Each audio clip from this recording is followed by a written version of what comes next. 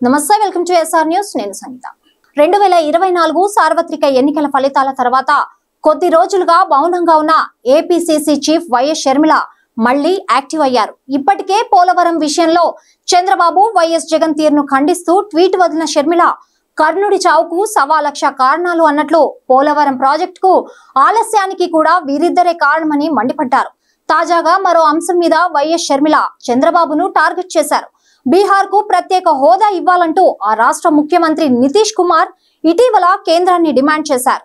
నితీష్ కుమార్ ప్రభుత్వం బీహార్ శాసనసభలో ప్రత్యేక హోదా కోసం తీర్మానం చేసి కేంద్రానికి పంపింది. ఈ నేపథ్యంలో ఏపీ సీఎం చంద్రబాబు నాయుడు కూడా ప్రత్యేక హోదా గురించి కేంద్రాన్ని ప్రశ్నించాలని ఆమె డిమాండ్ చేశారు. ఈ మేరకు వైఎస్ షర్మిల ట్వీట్ చేశారు. బీహార్ కు ప్రత్యేక హోదా ఇవ్వాలని నితీష్ తీర్మానం చేసి మోదీ ముందట డిమాండ్ పెడితే ఏపీకి హోదాపై చంద్రబాబు గారు కనీసం నోరు విప్పడం లేదు. మోదీ సర్కార్లో కింగ్ మేకర్ గా ఉన్న మీరు హోదాపై ఎందుకు మౌనం వహిస్తున్నారో రాష్ట్ర ప్రజలకు సమాధానం చెప్పాలి. రాజధాని లేని రాష్ట్రంగా బీహార్ కంటే వెనుకబడి ఉన్నామని మీకు తెలియదా? 15 ఏళ్లు హోదా కావాలని అడిగిన ప్రజలు మీకు గుర్తులేదా? రాష్ట్ర అభివృద్ధిలో ఏపీ 20 ఏళ్లు వెనుకబడిందని చెప్పింది మీరే కదా. హోదా ఇవ్వకుంటే మద్దతు ఉపసంహరణ అని ఎందుకు అడగడం లేదు?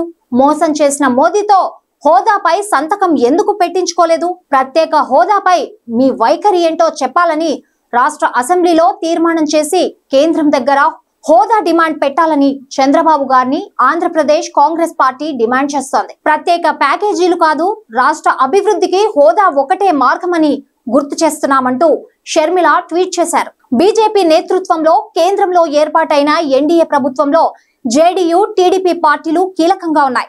బీజేపీకి పూర్తి స్థాయి మెజారిటీ రాని నేపథ్యంలో జేడీయూ, టీడీపీ ఎంపీలు మద్దతుతో కేంద్రంలో ప్రభుత్వాన్ని ఏర్పాటు చేసింది. ఈ నేపథ్యంలో గత కొన్ని రోజులుగా సైలెంట్ గా ఉన్న బీహార్ కు ప్రత్యేక హోదా డిమాండ్ ను జేడీయూ మరోసారి తెరపైకి తెచ్చింది. ఈ క్రమంలోనే చంద్రబాబు నేతృత్వంలోని టీడీపీ కూడా ఏపీకి ప్రత్యేక హోదా గురించి కేంద్రంపై ఒత్తిడి తేవాలని కాంగ్రెస్ పార్టీ, వైసీపీ సహా పలువురు డిమాండ్ చేస్తున్నారు. మరి ఏపీకి ప్రత్యేక హోదా డిమాండ్ గురించి చంద్రబాబు మదిలో ఏం ఆలోచన నడుస్తోందో ముందు తెలియాల్సి ఉంది.